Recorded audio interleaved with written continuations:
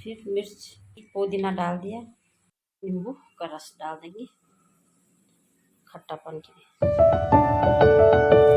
ये डाल दें प्याज,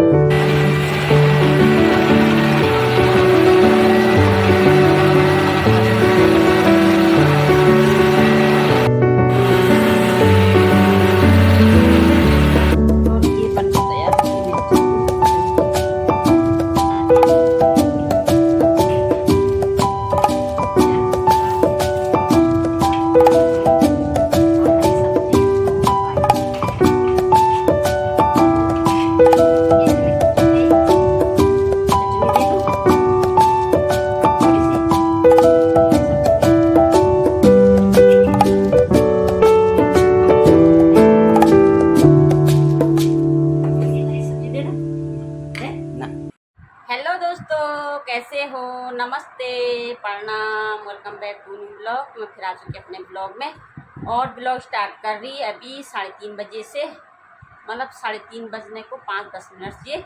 तो दोस्तों आज फिर से मैं तैयार हो गई हूँ और ना दिनकर आज सुबह से ना काम किया, गेहूँ छाँटना रह गई थी मेरे लास्ट, वो गेहूँ भी छाँट दिया, आज से गेहूँ समाप्त छाँटना। तो दोस्तों दिन में लंच वगैरह किया और थोड़ा सा आराम किया, अभी मैं फिर से हो गई तैयार। तो दोस्तों आज मैं फिर से दोबारा जा रही हूँ श्रीमद् भागवत सुनने और आप लोगों को भी ले जाती हूँ। ये भागवत हो रहा बड़ोवाला बसेरा फार्म और प्रेम नगर, ये एड्रेस है, आ सकते हैं आप लोग भी। और कल तक है भागवत, जो आ सकते तो ये है बड़ोवाला बसेरा फार्म में। तो दोस्तों वैसे तो मैं वीडियो के माध्यम से सारी दिखा दूँगी आप लोगों को, और श्री कृष्ण का आप पे ढेर सारा प्यार, और आप लोग भी श्री कृष्ण को तो सभी करते हैं प्यार।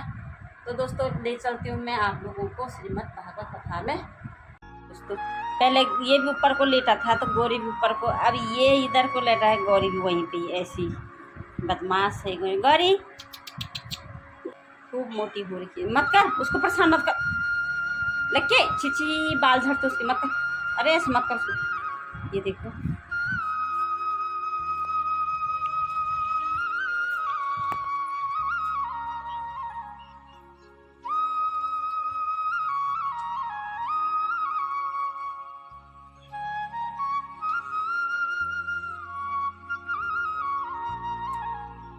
तो दोस्तों मैंने ना इतने फूल भी निकाल दिए हैं, और ये है मेरी फुलवाड़ी जहाँ से मैं रोज़ फूल लेती हूँ। ये देखो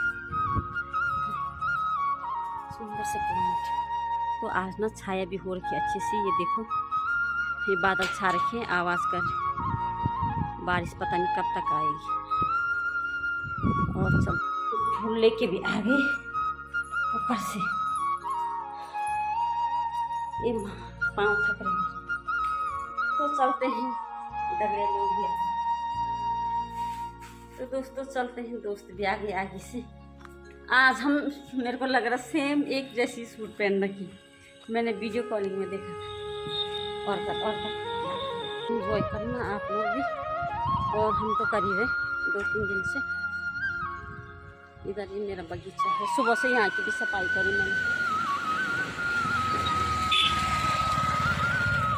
तो दोस्तों सुबह से यहाँ की सफाई करी, इधर बहुत कूड़ा करकट और थोड़ा बहुत गुड़ाई करी गार्डन की, और अब जा भी आ गई है। आज हमने ना एक जैसी सूट पहन रखी है। ये स्पेशल बात तो ये है ना, बिना बताए इनकी भी वैसी है, मेरी भी वैसी है, सेम। मेरी एक चुन्नी मिलती है ना, नहीं मिल रही है। तो ये देखो हम दोनों की एक जैसी सूट, ये देखो एक जैसी नहीं है, एक ही थान की है, सलवार भी एक जैसी है। ये नमस्ते। दीदी की गाय भी आगे से आज हम दोनों हैं। आंटी पता नहीं आई थी, चले गई। एक आंटी चले गई, तुम्हारी पता नहीं। आज मिलेंगे हम ठीक। आज लेट भी हो गई, ठंडा भी हो रखा है, हवा चल रही है। ठीक भागवत कहीं मिलेंगे, जहाँ बाहर श्रीमद भागवत में बस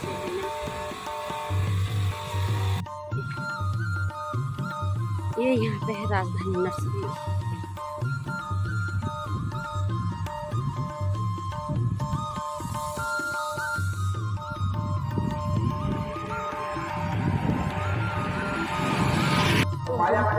बसेरा धाम में जहाँ भागवत कथा है, आवाज़ सुनाई दे रही है। अब गेट से अंदर चल। आज ना हवा भी बहुत ज़्यादा उलट पुलट।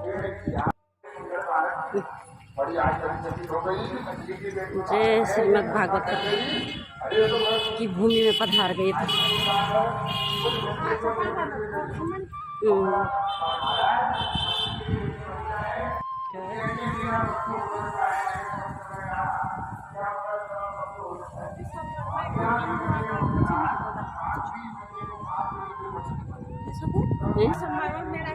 तो दोस्तों ये पहुंच गए, भक्त लोग भी आ गए। कोई झूठ बोलना है तो पाप नहीं लगता है। दूसरा कर्म विवाह है, कहीं पर विवाह की बात है, मान्य जो करना बीच में जो शादी कराते हैं वो झूठ बोलते हैं, उनको पाप नहीं लगता। तीसरा नृत्य कमाई करने के लिए जैसे सब्जी के दुकानदार आदि करते हैं, झूठ बोलते हैं कि 3 दिन की दासी उसके पिताजी है, उनको पाप नहीं लगता है। प्राण संकटे, जिसके प्राण संकट में झूठ बोलने से पाप नहीं लगता है। गो ब्राह्मणी हिंसायाम, ब्राह्मणों के गाय नहीं लगता है। तो शास्त्र में पहला क्या कहा है, कोई गुप्त मार्ग है, स्त्रियों से भी अगर छुपानी पड़े तो स्त्रियों से झूठ बोल दो, उस बात को बदल दो। अब क्यों बदल दो? क्योंकि स्त्रियों को श्राप है, तुम्हारे मन में कोई बात नहीं थी। स्त्री का हृदय क्या होता है, बड़ा कोमल होता है ना। कभी तुम देखना, अगर हंसते हंसते पीछे में डरा डाल कर दिया, तर्पण बिना कोई के तर्पण नहीं होता, क्योंकि 3 दान करने से यमराज के दूत प्रसन्न होते हैं, गरुड़ पुराण में आता है। और जिस चीज में 3 दान करके हम पितरों के निमित्त देते हैं, तो यमराज के दूत उसको नहीं खा पाते। और खाली दे दी हमने, तिल नहीं डाला, पितरों का काम करके दे दिया, तो यमराज के दूत मार्ग में ही खा देते हैं। क्योंकि तिल दान करने से यमराज के दूत प्रसन्न होते हैं। और तिल दान करके जो पितरों के निमित्त जल दिया जाता है, अन्न दिया जाता है, पायस माने खीर आदि दी जाती है, तो वो हमारे पितृ तृप्त होते हैं। और पितृ जब तृप्त होते हैं तो पितृ क्या क्या देते हैं, 6 चीजें देते हैं। पिंड की पूजा करते हैं ना मृतक में, आयु प्रजा धनम विद्याम स्वर्ग मोक्ष सुखाम च प्रिय चंद्रोधना राज्यम प्रेरणा पिता पितामह आयु पुत्रा यशः स्वर्गम कीर्ति पुष्टि श्रियम पशु सुखम धनम धान्यम प्राप्नुयात् पितृपूजनम। पितृ जब तृप्त होते हैं तो इसलिए वो कहती है कि बेटा यह कौन है।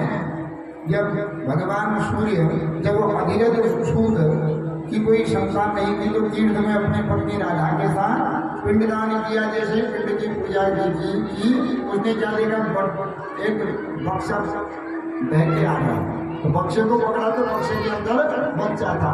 इतना प्रसन्न हो गया, कहते हैं महाराज मैंने अवस्था में जिसका जन्म हो जाता है उसको कालीन कहते हैं, माने कर्ण की द्वारा उत्पत्ति हुई, इसलिए उनका नाम कर्ण पड़ गया। क्योंकि कर्ण कोई और नहीं, तुम्हारा ज्येष्ठ भैया एक पिंड कर दो। तो धर्मराज युधिष्ठिर ने कहा, माँ इतनी बड़ी बात तुमने हमसे छिपाई, महाभारत युद्ध होने से पहले एक बार बता देते कि कर्ण मेरा अपना पुत्र हमारा भैया है। तो ऐसे महाराज कर्ण को भैया हम नहीं होते, इतनी बड़ी बात हमने छिपाई, इन्हें मैं भगवान का आशीर्वाद समझ के आप लोग स्वीकार करिएगा। और कहीं अगर कोई बुरा हो गया है तो मेरी गलती समझ के माफ करना। और किसी का एक खाने का गिरा है, सोने का है, पता नहीं कैसा है, हमारा मन करना हाथ लगाने का। सोने का है, देखो कैसा है, जिसका भी ये लेना यहाँ से है, इसका ही है, दूसरी भी आगे ले जाओगे तो भी नहीं, कहीं जोशी जी को ही लेते हैं। जोशी जी अपनी रुक्मणी जी को पहनाएंगे, कल रुक्मणी जी के लिए नहीं आए होंगे ना, तो किसी का तो ले लेना आप लोग। तो देखो आप लोगों ने कथा सुनी, लेकिन मन तो ही दिन का रहता है, संसार के अंदर मुझे मुझे सदा नहीं रहता है। मनुष्य कभी जाता है, कभी सांस के दूसरों को भी सांस गए रे मनिए तो जिनका मेला रहेगा, रे मनिए तो जिनका मेला रहेगा, रे मनिए तो जिनका मेला रहेगा, रे मनिए तो जिनका मेला रहेगा।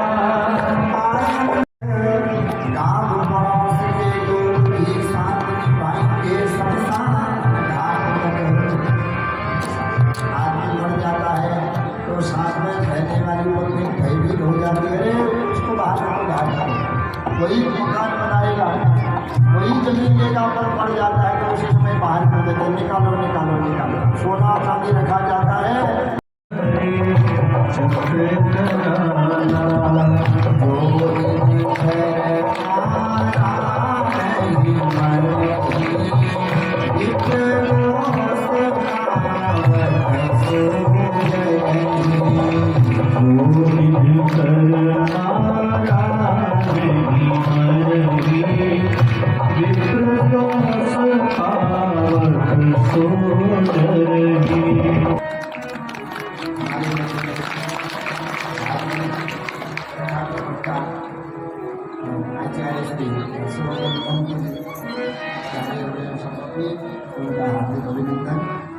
और आप लोगों की से सभी लाभार्थी हैं, सभी लाभ लिया होगा, बड़े सरस करता है। तो इस प्रकार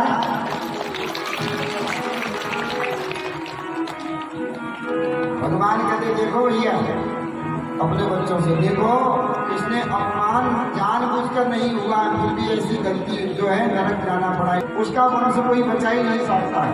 इंद्र पुलिस, इंद्र का पद जिसको नहीं मान सकता है, यमराज का दंड जिसको नहीं मान सकता है, मेरा सुदर्शन चक्र जिसको नहीं मान सकता है, और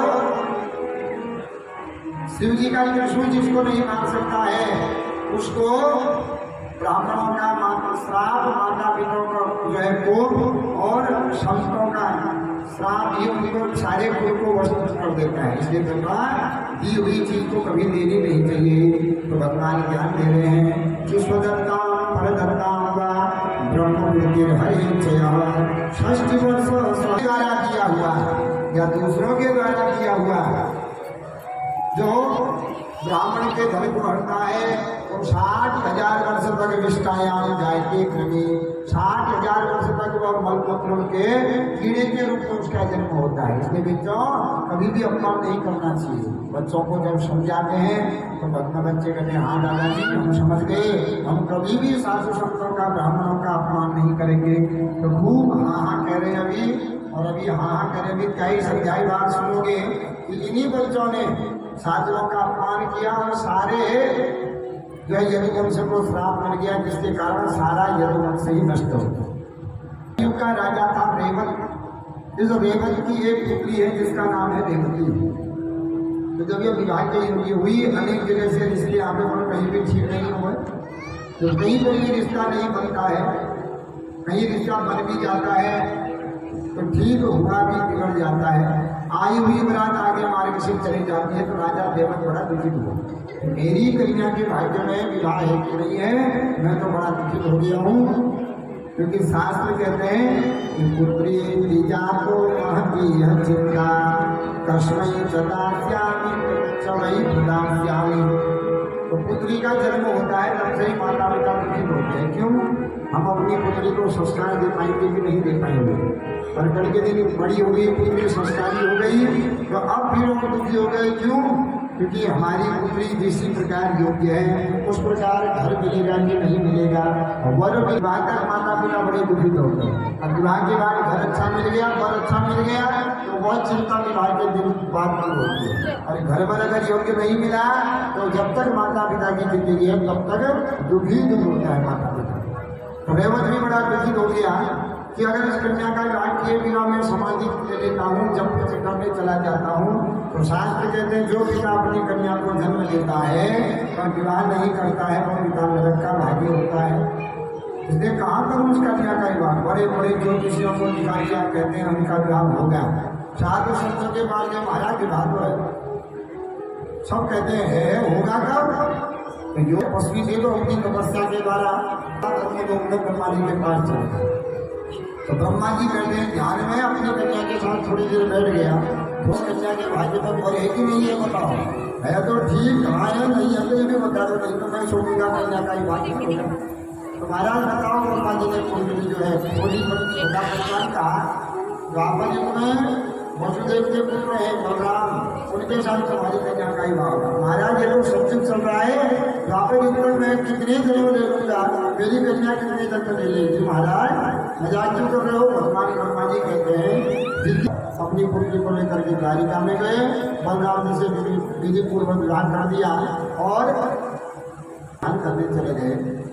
अब देखो ये युगों के अनुसार लंबाई और उम्र बढ़ती घटती रहती है। सत्युग में 1 लाख वर्ष की उम्र होती थी, 28 हाथ के हो गए।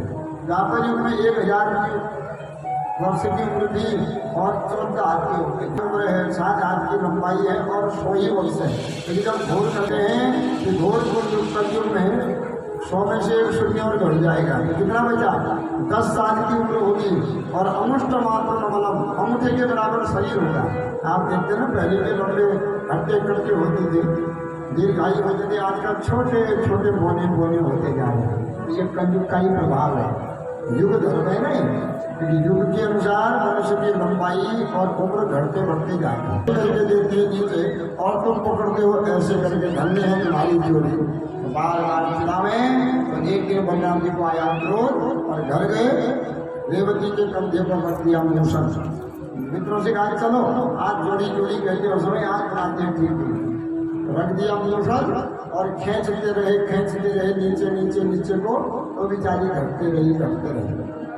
जैसे नीचे तक किया तो कहते और नीचे धीरे धीरे धीरे करते करते कान से ऊपर भी नहीं लगती है, ठीक कान तक पहुँचनी चाहिए। क्यों?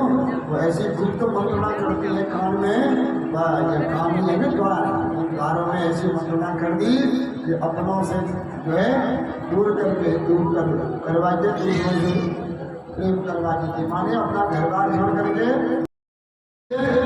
सात जन्म तक तेरा साथ दूंगी होगी, मर गया ले जाने लगे तो दरवाजे तक आएगी, दरवाजे से बाहर संपत्ति नहीं आती। इसलिए उठेगी अर्थी जब तेरी घरवाली आएगी, घर के केवाड़ तक काम पड़ोस के लोग भी साथ निभाएंगे संसार।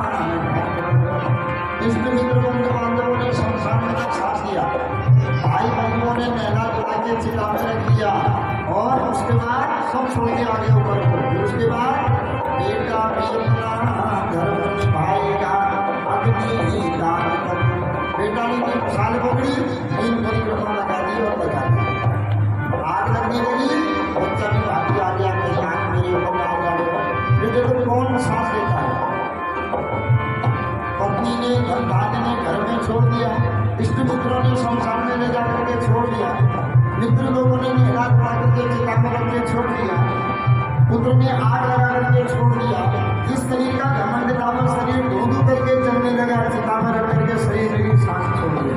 फिर बताइए उसके साथ कौन, उसके बाद कौन करता है सांस? कोई चलता है क्या? कोई सांस नहीं रहता। कहते हैं उससे तो आगे, उससे तो आगे, उससे तो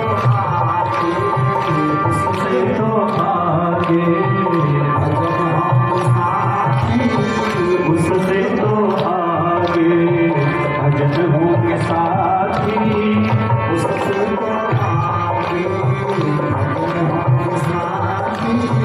उससे तो आगे भजन होंगे साथी हरि के भजन में अकेला रहेगा, हरि के भजन में अकेला रहेगा हरि के भजन में अकेला रहेगा।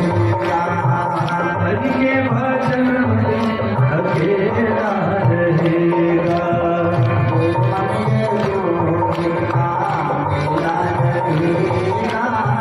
ये मनिए जो जिनका मेला रहेगा, कायम न जग का भजेला रहेगा कायम न जग का भजेला रहेगा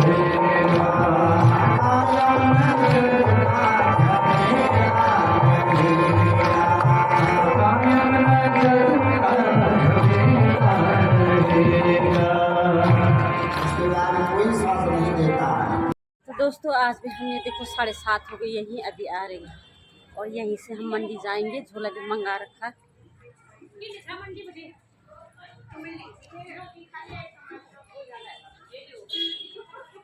ये पापा चल आज सब्जी मंडी भी छो। तो आज से भागवत श्रीमद् भागवत कथा खत्म, कल है भंडारा।